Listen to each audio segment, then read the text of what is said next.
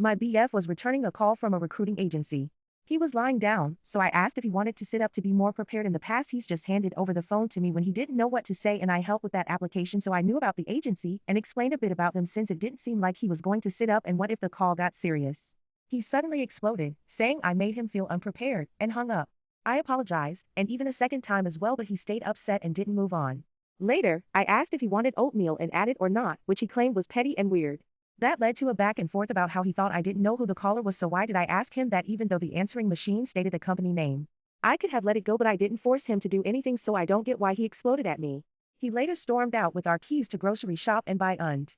I was planning to go to the gym and realized locked out, so L chased him down to ask I. He keys, but he ignored me and left. When he got back, he rolled a joint, we always smoked together, and smoked alone in the kitchen. We ignored each other. Later, he tried making small talk, but I kept my responses short because I was still hurt. P.S. I like to talk through issues, even if we don't agree, but he prefers actions over words, like me sitting close or holding him instead of talking. I don't think that's fair here when I didn't feel I was in the wrong.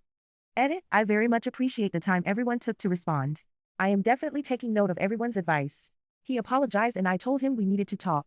I told him I would be offering my support from a distance and not interfere because it's his responsibility in the first place and it would be up to him to handle things of this nature. I think we came to an understanding to answer a couple of questions I saw. The question about if I was locked out of the house. No, I wasn't, but I needed the keys to go out because the door locks automatically and I wouldn't have been able to come back inside. It can only be opened from inside with the handle, but from outside you need a key to get in.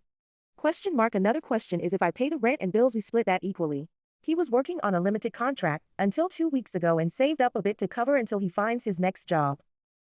Why I was helping with the job applications I have accepted now that I do not necessarily need to help search to show I care or to help. I just didn't want us to get into a situation where he'd be struggling to pay rent and bills because both our names are on the contract, so even if I manage to pay my part, it doesn't mean anything if his part remains unpaid.